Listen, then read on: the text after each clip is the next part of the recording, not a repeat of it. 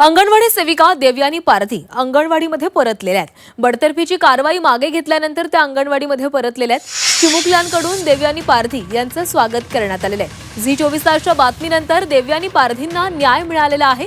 पुणे जिल्ह्याच्या आंबेगाव तालुक्यातील चास ठाकरवाडी नंबरवाडी इथं निकृष्ट पोषण आहाराविरुद्ध आवाज उठवणाऱ्या अंगणवाडी सेविका देवयानी पारधी पुन्हा सेवेमध्ये रुजू झालेल्या आहेत। बडतर्फीची कारवाई मागे घेतल्यानंतर त्या अंगणवाडीमध्ये पोहोचल्या तेव्हा चिमुकल्यांनी त्यांचं प्रेमानं स्वागत केलेलं आहे। मुलांच्या चांगल्या आरोग्यासाठी लढा देणाऱ्या देवयानी पारधी यांनी पोषण आहाराच्या निकृष्ट दर्जाबाबत आवाज उठवलेला होता, त्यामुळे त्यांच्यावर निलंबनाची कारवाई झाली होती आणि त्यानंतर झी 24 तासनं देवयानी पारधी यांना न्याय देण्यासाठी विशेष मोहीम राबवली।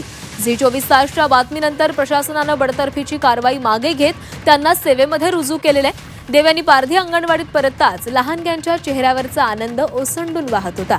चिमुकल्यांनी अत्यंत उत्साहात आपल्या शिक्षिकेचं स्वागत केले। आता पुन्हा एकदा या अंगणवाडीमध्ये शिक्षणाचा धडा आणि चांगल्या दर्जाच्या आहाराचा लाभ मुलांना मिळण्यास सुरुवात झालेली आहे। आणि या संदर्भामध्ये बोलणार आहोत आमचे प्रतिनिधी हेमंत चापुडे आपल्यासोबत जोडले गेलेले आहेत। हेमंत, देवयानी पारधी आजपासून पुन्हा एकदा शाळेमध्ये रुजू झालेले आहेत आणि झी 24 तासनं त्यांची ही बातमी दाखवली, त्यांना न्याय मिळेपर्यंत झी 24 तासनं लढा दिला आणि आज पुन्हा एकदा ते आपल्या सेवेमध्ये रुजू झालेले आहेत। मुलांनी उत्साहामध्ये त्यांचं स्वागत देखील केलेलं आहे। नक्कीच आंबेगाव तालुक्यातील चास ठाकरवाडी येथील अंगणवाडी सेविका देवयानी पारधी खरतर यांनी जो शालेय पोषण आहार आहे तो अंगणवाडीच्या विद्यार्थ्यांना तो निकृष्ट दर्जाचा असल्याचा एक व्हिडिओ सोशल मीडियावरती प्रसारित केला होता आणि त्यानंतर त्यांच्यावरती बडतर्फीची कारवाई झाली होती आणि हाच मुद्दा झी 24 तासने उचलून धरत त्यांना न्याय देण्याचा प्रयत्न केलेला आहे। आणि त्यानंतर झी 24 तासच्या बातमीनंतर खरं देवयानी पारधी यांना पुन्हा एकदा सेवेमध्ये घेण्यात आलेलं असून आता त्या पुन्हा शाळेत रुजू झाल्यानंतर जे अंगणवाडीचे चिमुकले आहेत त्यांनी त्यांचं जल्लोषात स्वागत केलेलं आपल्याला पाहायला मिळत आहेत। मात्र या पुढच्या काळातही जर असा पोषण आहार जर निकृष्ट दर्जाचा आला तर मी माझा आवाज या पुढच्या काळातही उठवत राहील असं सुद्धा देवयानी पारधी यांनी झी 24 तासशी बोलताना स्पष्ट केलं होतं। धन्यवाद हेमंत दिलेल्या सविस्तर माहितीसाठी।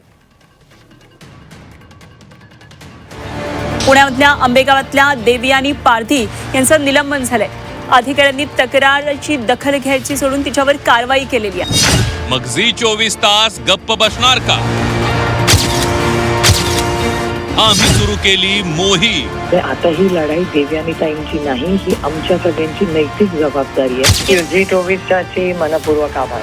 तुम्ही हा प्रश्न आलेला म्हणून लहान मुलांच्या निकृष्ट आहाराचा प्रश्न विचारलेला आहे, त्याच्यामध्ये वेगळं काहीच विचारलेलं नाही। बरं, आणि आता आपण हे समजून घेतलं पाहिजे की समाजाची भाषा बदललेली आहे, व्यक्त होण्याचं त्यांचं माध्यम बदललेलं आहे। चोर सोडून संन्याशाला फाशी देणाऱ्यांच्या डोळ्यात घातलं अंजन। अखेर झी 24 तासच्या मोहिमेला यश। अंगणवाडी सेविकेवरची बडतर्फीची कारवाई आता मागे घेण्यात आली आहे। झी 24 तासचा हा सगळ्यात मोठा इम्पॅक्ट आहे। प्रशासनाकडून हुकुमशाही निर्णय मागे, देवयानी पारधींना मिळाला न्याय। प्रत्येकाच्या घराघरात ती बातमी पोहोचली। झी 24 तासची मी आभारी आहे, आनंद आहे। सर्वसामान्यांचा खरा आणि बुलंद आवाज फक्त झी 24 तास।